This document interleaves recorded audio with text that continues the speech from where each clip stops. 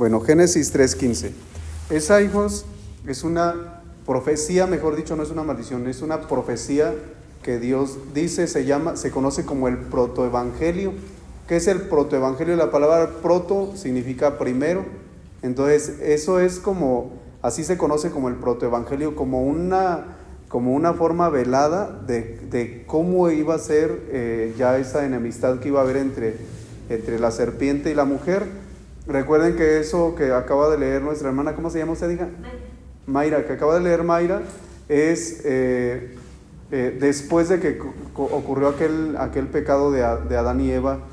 Creo yo que el pecado que cometió Eva fue el dialogar con la serpiente, ¿verdad? Por eso el Papa Francisco dice que con el diablo no se dialoga, con el diablo no se platica. Y pues cuando uno empieza a dialogar con la tentación, segurísimo tarde o temprano cae uno. Incluso el mismo demonio ha dicho, le dijo, si no me equivoco, algún exorcista, algo así, le dice: si yo supiera que con 1000 años empleados para hacer caer a una persona, al final la haría caer, los tenía por bien empleados. Fíjense, ¿por qué dice eso? Porque en cierto modo insiste. Y luego dice San Pedro, en la primera carta de San Pedro, capítulo 5, dice Pedro que debemos estar despiertos porque el demonio ronda como león rugiente.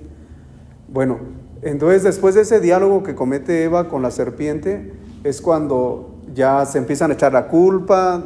Eva le dice a Dios: la serpiente me engañó, y luego Adán dice: pues ella me engañó, le echa la culpa a la mujer, y ya después es cuando Dios le lanza esa maldición, que si es una maldición, le dice: pondré enemistad entre ti y la mujer. Bueno, ya cuando dice esa mujer, hijos, San Juan, que él conoció perfectamente a la Virgen, porque recuerden que él es el que se la llevó a su casa. Vamos a escuchar, a ver, Juan 19:25, hijo. Juan 19:25. Cerca de la cruz de Jesús estaba su madre. Fíjense nada más qué forma tan bonita de expresar el tesón de la Virgen María, es decir, la fortaleza. Dice: cerca de la cruz. ¿Qué significa cerca, hijos? ¿Qué se refiere cuando dice cerca? ¿Que estaba muy retirado? Pegadito a la cruz. Y en otra versión dice: junto a la cruz de Jesús. Junto a la cruz de Jesús, ¿quién estaba? María. A ver, vuelvo a leerlo, hijo. No. ¿Junto a la cruz o cerca de la cruz? Cerca de la cruz de Jesús estaba su madre. Fíjense, ¿cómo no dice María? Dice su madre, su mamá.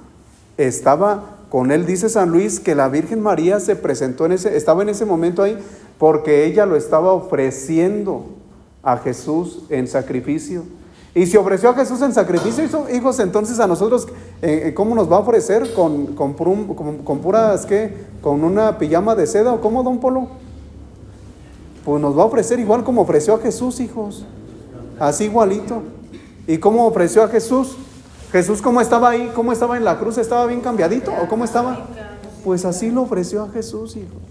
Entonces, toda aquella persona que quiera de verdad vivir su consagración a la Virgen, tiene que estar bien consciente, pero bien consciente de hasta dónde nos quiere llevar la Virgencita. Porque ahí en la cruz, hijos, es donde Jesús venció al enemigo. Creo que sí les comenté que un día un padre ahí en el seminario nos decía que usó el siguiente término, decía: el diablo tonto, fíjense cómo lo califica, el diablo tonto pensaba que Jesús, muriendo en la cruz, iba a ser vencido, y se le olvidó que ahí es donde él iba a ser vencido. Ahí. Entonces, para nosotros, hijos, que hemos decidido consagrarnos a la Virgen, no pierdas de vista esta escena, porque es la Virgen la que está ofreciendo a Jesús en sacrificio, dice San Luis. No todos van a entender esto, no, de repente como que nos cuesta comprender cómo una mamá está ofreciendo a su hijo. Sí, si se fijan, o ahí dice que la Virgencita quería agarrar a patadas a los soldados. Y si una mamá ve que alguien está agarrando a golpes a su hijo, ¿qué hace esa mamá? Se le deja ir. ¿Y la Virgencita por qué no hizo eso? Porque ella sabía perfectamente toda la misión de Jesús y también la de ella. Sabía cuál era su misión. Entonces, en realidad, ¿qué es lo único que estaba haciendo la Virgen al decir cerca de la cruz? Lo estaba ofreciendo y a la vez estaba ella uniendo todo su sufrimiento, compartiendo el sufrimiento con Jesús. Eso era lo único que ella hacía, hijos. Entonces, muchas veces, o ahí lo que acaba de... ¿Cómo se llama usted, hijo? Eduardo. Lo que acaba de leer Eduardo, ahí hay algún pasaje donde dice que la Virgen María estaba quejándose o dando unos gritotes como de quejarse. No dice nada de eso, hijos. O dice que estaba hablando, que estaba gritando y les insultaba a los soldados, dice algo así. Entonces, hijos, muchas veces la Virgen María, aunque nosotros somos consagrados o mejor dicho, como nosotros nos hemos consagrado a la Virgen, muchas veces ella va a estar a nuestro lado. ¿Cómo va a estar? En silencio, hijos. Y ese silencio pareciera que a veces como que no te escucha. Que estaba la Virgen ahí con Jesús y aún así Jesús, ¿qué gritó? ¿Recuerdan lo que exclamó? Dice, Dios mío, ¿por qué me has qué? Entonces, aunque la Virgencita estaba ahí, ¿cómo se sintió Jesús? Entonces, cuando tú te sientas así abandonado, ¿vas a empezar a decir que Dios ya se olvidó de ti? ¿O vas a decir que la Virgen no está contigo? No, porque así está Jesús. La Virgencita está en silencio. Y muchas veces, hijos, va a parecer que así está en silencio con nosotros también. Y pareciera como que nos está yendo mal, como que todo está oscuro, como que tenemos sed y nadie sacia esa sed. No encontramos lugar, nos hincamos y no nos acomodamos para rezar, nos acostamos y no nos sentimos a gusto, de repente nos dan una noticia difícil, etcétera, etcétera, etcétera. Y pareciera, un día, no sé si les comenté, pero un día una persona, un muchacho llegó y le aventó hacia la coordinadora de la consagración, le dijo, tenga, yo no quiero esto, yo no lo quiero. Y se lo dejó ahí toda despedazada, o ¿cómo se dice? Despedazado, despedazada, sí, toda hecha pedazos. Porque esta persona pensaba que al consagrarse todo le iba a salir según sus caprichos, según sus gustos. Y no es así, hijos. La consagración no es para que la Virgen te resuelva todo lo que tú quieras. No es para eso. La consagración es para que nosotros tratemos de alcanzar la altura que Dios tiene para nosotros. Y la Virgen nos va a ir acompañando. Y a veces va a estar calladita. Y a veces sí nos va a decir como a Jesús, ya se terminó el vino, ¿verdad? A veces nos va a inspirar cosas muy buenas, a veces únicamente nos va a estar acompañando y a veces nos va a consolar por haber nosotros caído, cometido algún error. Entonces eso es lo que hoy quisiera que no lo olvidáramos, el silencio de la Virgen. Fíjense, hasta Juan Pablo II, que fue consagrado, un experto en la consagración a la Virgen, que tanto la promovió, él hizo una oración en una ocasión cuando hizo la consagración, si no me equivoco, de todo el mundo al Inmaculado Corazón de María, le dice así, maestra del sacrificio escondido, maestra del sacrificio escondido. ¿Qué significa sacrificio escondido, hijos? ¿Que es como un tambor que hace mucho ruido? ¿Cómo será eso? Que no es muy visible, que lo hace en silencio. Bien. Bueno, esas dos citas, ojalá que siempre las tengamos presentes. Nada más una última cosa. Recuerden lo que leyó Mayra de cuando dice, pondré enemistad entre ti y la mujer. Ahora sigue leyendo, hijo. Cerca de la cruz de Jesús estaba su madre con María. ¿Con María? Ah, sí, con María, la mujer de Cleofás.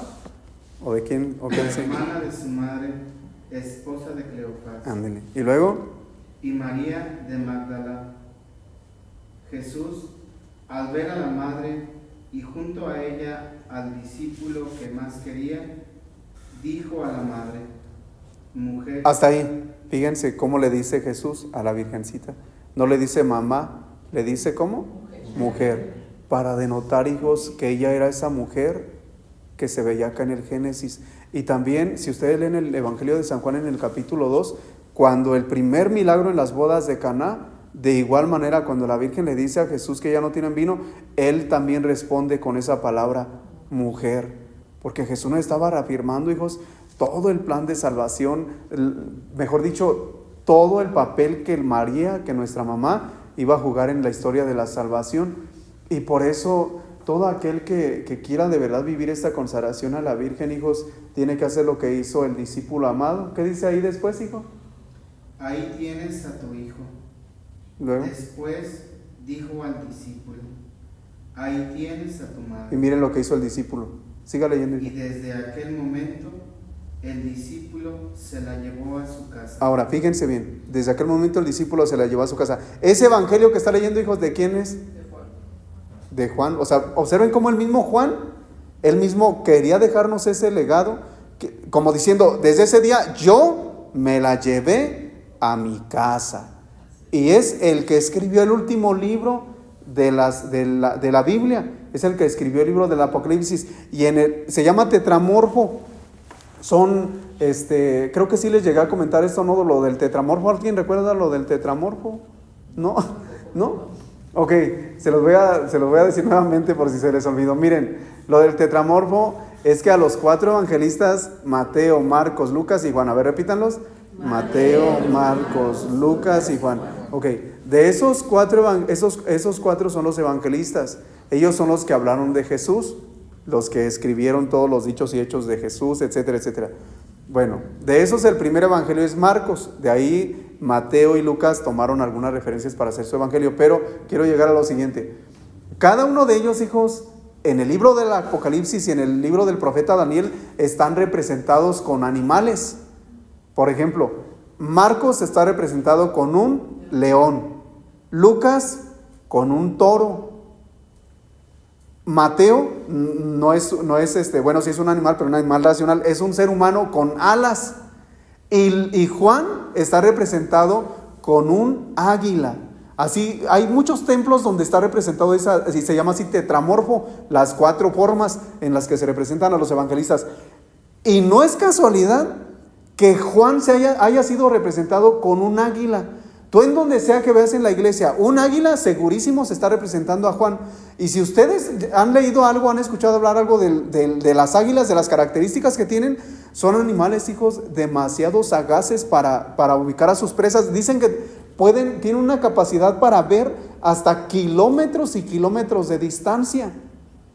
Bueno, pues a Juan se le representa con un águila porque Juan iba adelantadísimo en cuestión de visiones. Por eso es el que tuvo la visión del Apocalipsis y por eso nos dejó todo lo que está sucediendo, lo que ha sucedido y lo que va a suceder. Pero fue gracias a ¿quién se llevó a su casa? Gracias a ella, hijos. Ella es la que lo fue instruyendo en un nivel místico, espiritual grandísimo. Por eso dice San Luis que si tú eres constante rezando el Santo Rosario todos los días, vas a escalar las cumbres de la perfección, de la santidad, de la vida espiritual, si te dejas. Pero si no te dejas, te vas a quedar nada más viendo, pero no vas a avanzar. Y ya vas a pasar así años y años y años, así como hay algunos que ya están en grupos y que hasta me presumen que tienen 30 años de catequistas y que 20 años en la adoración nocturna, y de repente los encuentras cayendo en los mismos vicios que caían hace 20 años. ¿Y a qué se debe? A que no quisieron avanzar. No quisieron dejarse. Y resulta que ni el rosario rezan. Y tantito peor, ni les gusta.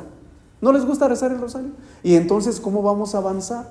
Por eso, el llevarte a María a tu casa significa que tú vas a tenerla y vas a, lo que ya vimos en la consagración, imitar sus virtudes y ser fiel al rezo del Santo Rosario. Levante la mano quien ya reza una parte del rosario. Ven su mano. Levante la mano quien reza 2 partes. Diario, no de vez en cuando, porque luego se acomodan. Yo de vez en cuando y levantan la mano. A ver, ¿quién reza 3 partes del rosario? ¿Las 4 partes del rosario? Muy bien, felicidades. Ya van avanzando. Entonces, creo que eso es muy bueno, hijos. Ahora, no basta rezarlo. Es necesario, lo que ya hemos visto, es saber rezarlo. Entonces, recuerden las 3 cosas que les dije de cómo rezar: con atención, con modestia y con devoción. ¿Qué significa rezar con atención?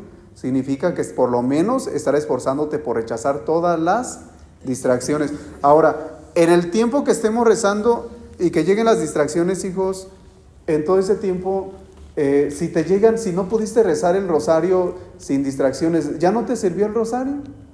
Sí. Ahí dice San Luis que es donde más provecho tiene. ¿Por qué? porque está rezándolo a pesar de todas las distracciones que se te están viniendo. Y muchas veces, hijos, las personas se confunden, piensan que porque no se distrajeron lo rezaron muy bien, y eso no es señal. Presten mucha atención a esto.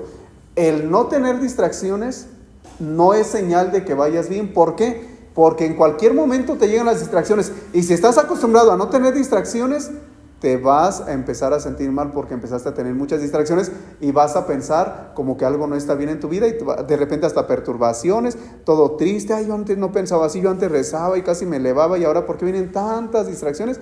Y vas a pensar como que no tuvo provecho el rosario, pero eso es falso, porque incluso con distracciones, y si sigues perseverando, aunque haya distracciones del rosario, en realidad tu rosario tuvo muchísima fuerza espiritual, porque estás a pesar de todas las luchas y distracciones. Ahora, lo peor que pueden hacer, hijos, para que tengan mucho cuidado, es que una vez que empiezas a rezar el rosario y después vayas al revés, que primero rezabas el rosario y luego ya nomás te conformaste con 2 misterios, luego con 1 misterio y luego ya con nada. Eso es lo peor que puedes hacer, retroceder. ¿Por qué? Porque después va a ser mucho más difícil que vuelvas a empezar, y te va a empezar a dar pereza y ya no vas a querer seguir. Muchísimas personas así lo han dejado, Muchas personas, cuando recuerdo que en algunos lugares donde he estado dando la consagración, pues doy la consagración y ya luego pasa el tiempo, y ya no voy a ver a las personas, y de repente por alguna razón me los encuentro, y resulta que cuando daba la consagración se emocionaron rezando el rosario, sí, todos los días, y hasta mandaban mensajes: padre, estoy rezando, y conforme fue pasando el tiempo, ya no lo rezaron, y ya están bien a gusto, se sienten a gusto, y dicen que se consagraron a la Virgen, pero en realidad lo que está pasando es que el enemigo los está engañando, porque les está faltando lo principal, esto. No sé si les conté de esa visión que tuvo Marino Restrepo. Dice que cuando tiene el secuestro allá en esa cueva, dice que Jesús le mostró cómo cada Ave María es un poste. Un poste, imagínate un poste en cada Ave María. Imagínate que tú estás aquí en el centro y todo esto es postes. Dice, me mostró cómo cuando llegan las tentaciones del demonio se estampan con esos postes. Dice, pero si las Aves Marías se rezan bien. Dice, pero si se rezan mal, son postes caídos. Dice, y son rendijas por donde las tentaciones entran. Fíjense qué forma tan sencilla le explicó Jesús lo que es el rosario, lo que es el poder del Santo Rosario. Quiero compartirles brevemente algo de aquí del Concilio Vaticano II. Recuerden, hijos, voy a este tema por nuestros hermanos que el día de hoy vienen por primera vez. Voy a hacer un pequeño resumen de la temática. Recuerden que San Luis dice que los que sigan a Jesús van a tener 2 alas, las alas de la paloma. ¿Cuáles son esas alas? ¿Recuerdan cuál era la primera ala? La Sagrada Escritura. Es decir, que nosotros debemos tener muchísima familiaridad con la Biblia, con la palabra de Dios. Pero si ni siquiera sabemos buscar una cita bíblica, es más, si ni siquiera nos gusta orar con la Biblia, miren, en este tiempo, en este 2025, el Papa Francisco ha dado muchísimos medios a través de la penitenciaría apostólica para ganar las indulgencias, que por cierto se pueden ganar 2 al día, las indulgencias plenarias. Y una de esas formas, hijos, es leyendo por lo menos media hora las Sagradas Escrituras. Por lo menos media hora. ¿Por qué? Porque se nos ha olvidado. Y también leyendo, estuve investigando en el documento que publicó el Papa en la penitenciaria apostólica, y dice que leyendo también media hora el Concilio Vaticano II, o también leyendo un rato, media hora más o menos, el Catecismo de la Iglesia Católica. ¿Por qué ha puesto ahora la penitenciaria apostólica, hijos, ese gran regalo? ¿Por qué habrá puesto ese regalo? Porque ya no lo leemos, hijos. Algunas personas, bueno, en la antigüedad, eso ya ahorita no creo, pero en la antigüedad había personas que tenían así, miren, bonches de esos cuentos, que del libro vaquero, que del libro semanal, las chambeadoras, Lola la trailera, tenían así, pero muchísimos, y la gente se sabía, pero de memoria. A ver, levante la mano, ¿quién llegó a leer esos cuentos? Fíjense, nos sabíamos de memoria, se sabían de memoria esas historietas. Y curiosamente para la Biblia, ¿qué tal leíamos con quienes leían esos cuentos? Bueno, yo también llegué a leerlos. ¿Quién llegó a leerlos con tristeza? Los leíamos con mucha tristeza, bien tristes. Bueno, si era la historia triste, pues sí te ponías triste, pero se leían con mucho gusto, hijos. Hasta para Ojel era rapidísimo. Y para leer la Biblia, hijos, una pereza que nos da, que nadie quiere voltear a ver la Biblia. Y ahí es donde se encuentra la primera ala que dice San Luis. Entonces las dos alas son, la primera es las Sagradas Escrituras. Levante la mano quien sí sabe cuántos libros tiene la Biblia. A ver, ¿cuántos son, Polo? 72. 72. Bueno, a veces son 73. 73, vamos a dejarlo en 73. Son 73. ¿O 72? 73. Son 73. Y, a ver, levante la mano, ¿quién sabe cuántos libros son del Antiguo Testamento? 46. ¿Y del Nuevo Testamento? 27. 27, la diferencia. Hijos, eso es lo mínimo, eso te lo enseñan desde el kinder. Tú debes saber eso ya bien, y algunos todavía titubeaban. Yo también titubeé. Bueno, pero a ver, levante la mano, ¿quién sí lee la Biblia, hijos? Aunque sea un ratito. Vamos, ya no diario, vamos a dejarle cada tercer día. Un ratito. Los felicito, hijos. No vayan a dejarlo ahora, ya cambien en lugar de cada tercer día, todos los días. En la palabra de Dios, hijos, pero el Señor te habla de una forma maravillosa. O sea, no me explico cómo puede haber un católico que diga que sí es católico, que sí cree, que no le guste leer la Biblia o que ni siquiera sepa alguna cita. A ver, levanten la mano, ¿quién sí sabe si quiere una cita bíblica que sea de su agrado? ¿Una? Fíjense, vergüenza les debería dar como que sea una. Bueno, pero ya siquiera una. Esa es la primera ala. ¿Y la otra ala cuál es? ¿Recuerdan? Porque la paloma no vuela con un ala. Si nada más trae una ala, ¿qué le pasa, Irmita, a la paloma? Oiga? Pues no vuela, ¿no? ¿Cómo se va a caer? Pues ni siquiera puede volar. Ni modo que en el aire se le moche, pero no. A ver, ¿la otra ala cuál será entonces? El magisterio, hijos. Fíjense, eso lo vimos un buen rato y ya se nos olvidó. A ver, otra vez, ¿la primera ala cuál es? La Biblia. ¿Y la segunda ala? El magisterio. ¿Y qué es el magisterio, hijos?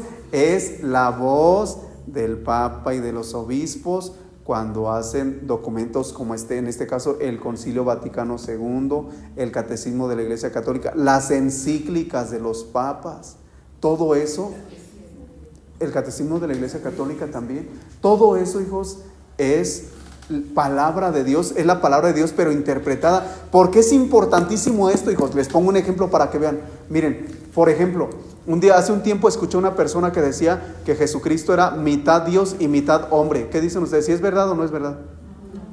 Pues no, hijos. ¿Jesús es mitad Dios? ¿De la cintura para arriba será Dios o qué? No.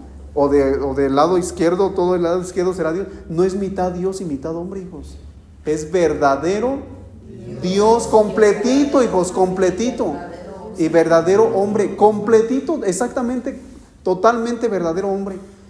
Eso es una herejía y es precisamente el magisterio el que nos cuida de andar diciendo cosas raras, locuras. Por ejemplo, los testigos de Jehová, llegué a escuchar a uno que decía que San Miguel Arcángel era Jesús. Pues eso está rarísimo. ¿Y por qué? Porque interpretan mal las escrituras. Y cuando no hay magisterio, hijos, cada quien, mira, se hace su iglesia allá abajo de un garage y ahí invitan a la gente, cada quien interpreta las escrituras a su gusto, a su manera. Cuando no hay magisterio, hijos, entonces por eso es bien importantísimo que nosotros tengamos estos documentos, pero no hay nada más en el librero, sino que los estemos constantemente leyendo. Mira nada más ahora. ¿Por qué te dije esto de las dos alas? Porque observa ahora cómo en la Constitución se llama así, Lumen Gentium, la luz de las gentes. Esta Constitución, hijos, dedica un capítulo exclusivo para la Virgen María, para explicarnos perfectamente la Virgen qué papel tiene en nuestra Madre Iglesia. Y para no andar ahí diciendo cosas raras, miren, dice así: María, ensalzada por gracia de Dios después de su Hijo, por encima de todos los ángeles y de todos los hombres. O sea, observa el nivel que tiene María. Es ensalzada por encima de todos los ángeles. O sea, ya un ángel ya es algo grandísimo. San Miguel Arcángel, ustedes han escuchado cuando hacemos las oraciones en los viernes de adoración, muchas veces cuando digo, San Miguel Arcángel, ven, defiéndenos en la batalla, hay muchachos que hasta me han dicho, padre, en cuanto dice eso, me empiezan a dar ganas de devolver. O en cuanto dice eso, empiezo a sentir algo en mi cabeza. O sea, ya comprendiendo ese poder que tiene el Arcángel Miguel. Ahora imagínate que la Virgen está por encima totalmente de todos ellos.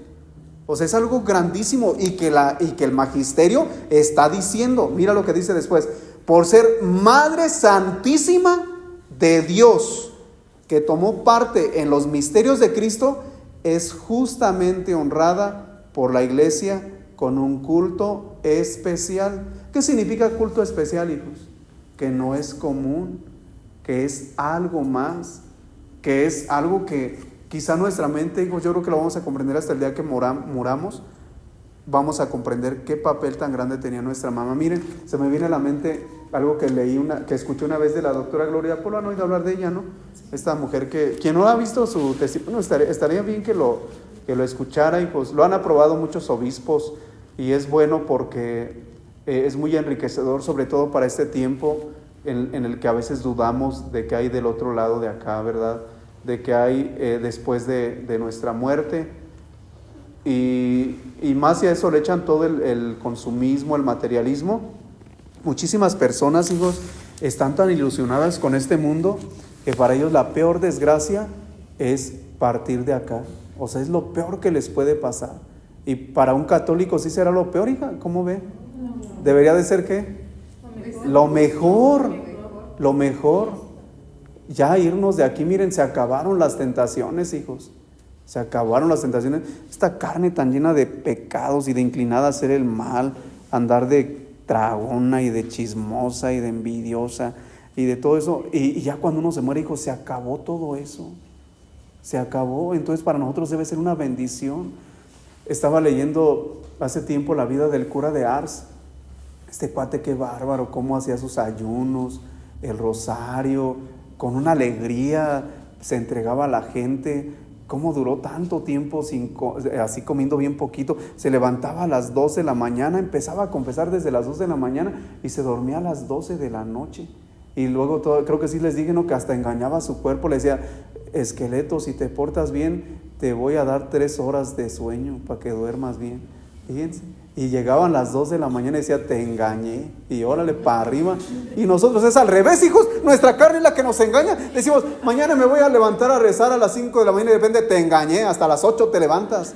Hijos, todo al revés lo hacemos. Y entonces este hombre cuando muere, hijos, no sé, con una de mis hermanas platicamos, me dieron así como que me conmoví tanto. Dice mi hermana: yo creo que el cura de Ars ni siquiera tuvo juicio. Yo creo que en cuanto vio a Jesús, Jesús le corrió a abrazarlo. Fíjense qué bonito, qué maravilla, hijos. Entonces meditemos sobre eso, hijos. Pensemos sobre cuál es nuestro fin, porque en medio de todo este consumismo, le aseguro, no sé si aquí hay entre ustedes, pero si lo hiciste, ya cuida que no te pase eso. De algunos se entristecen porque en el intercambio les regalaron algo que no les gustaba.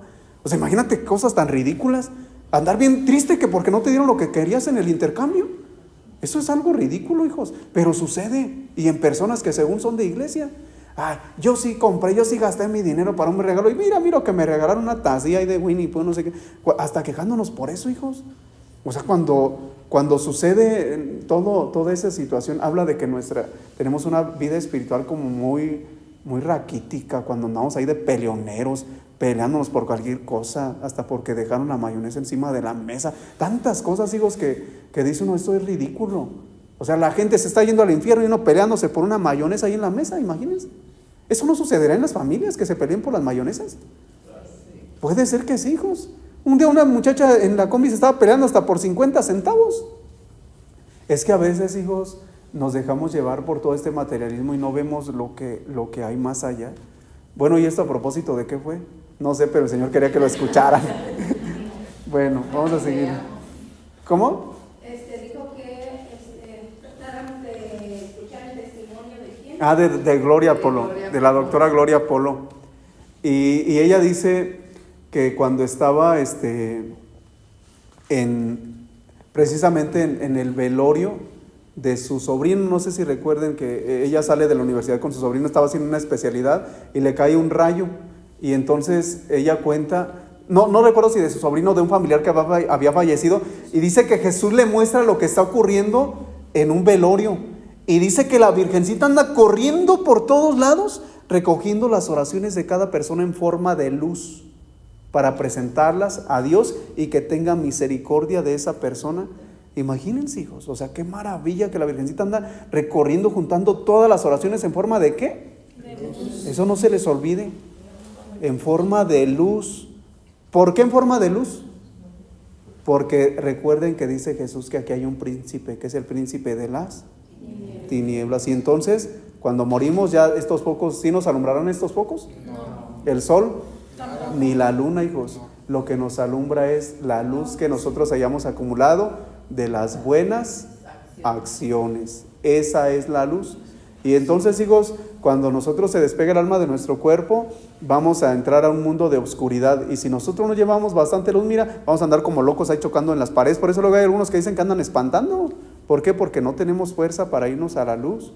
¿Por qué? Porque nosotros no tenemos luz. Andamos aquí en este mundo todavía, tan lleno de oscuridad.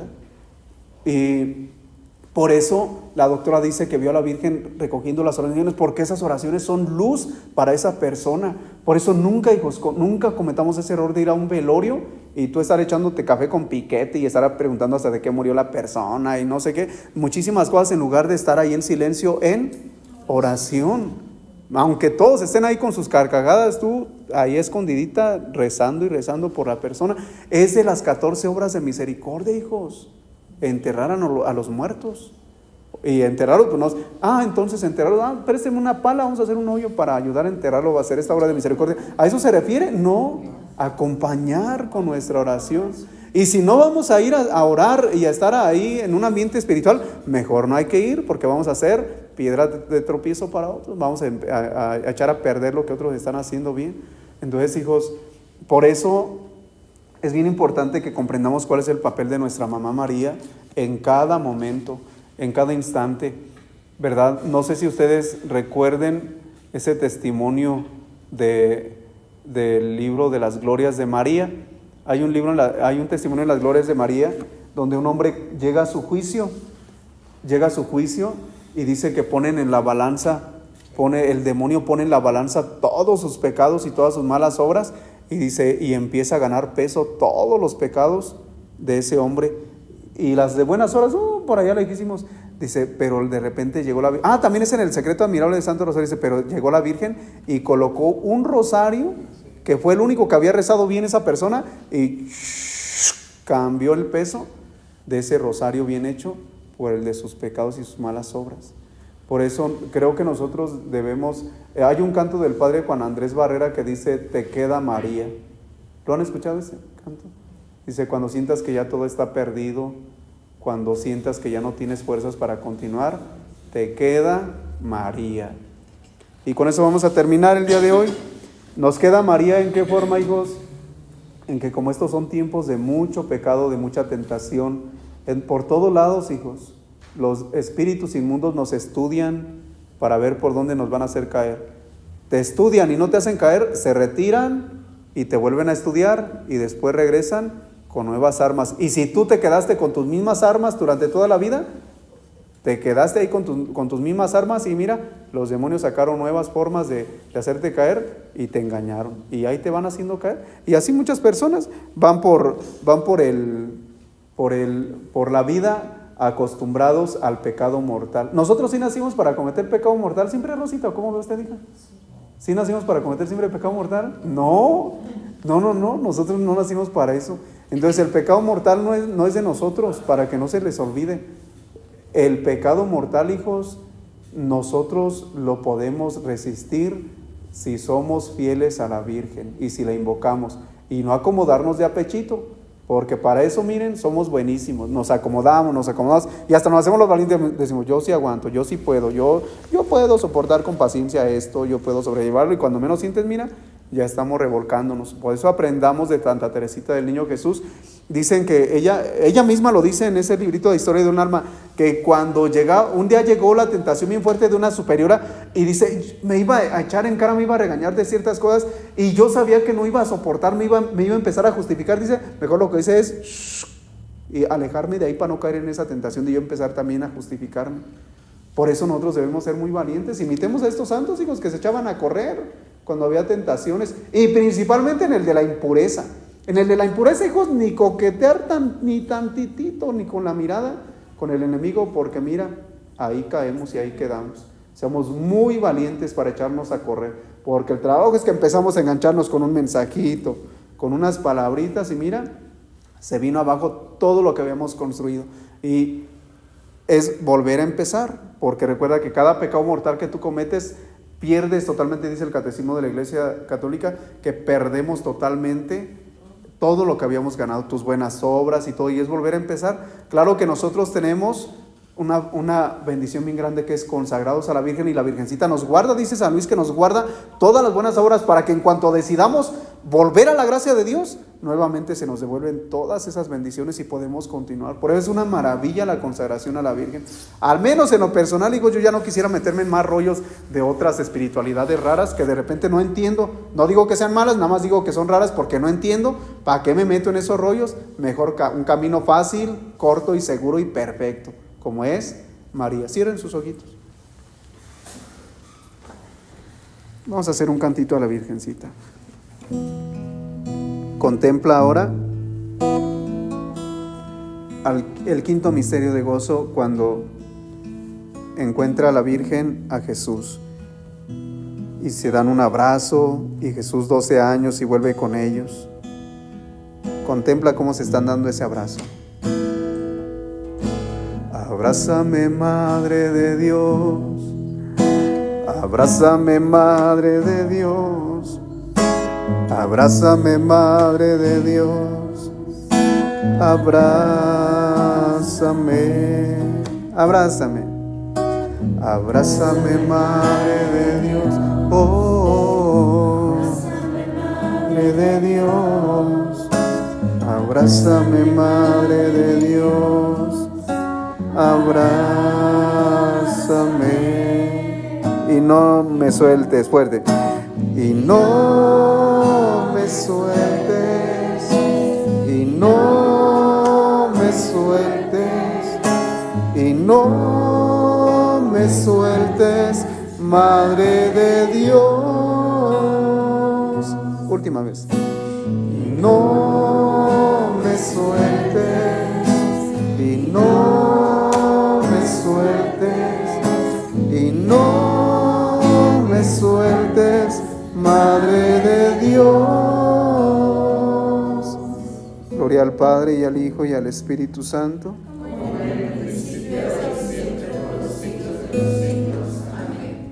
Mamá María, recibe este momento de oración y de reflexión. Agrega lo que quieras agregar, quita lo que quieras quitar, y ya perfeccionado y arreglado, preséntalo ante Dios Trino y Uno. Administra todo bien recibido y dispone todo según tu corazón. Por Cristo nuestro Señor. Amén. El Señor esté con ustedes. Y la bendición de Dios Todopoderoso, Padre, Hijo y Espíritu Santo, descienda sobre ustedes y permanezca para siempre. Amén.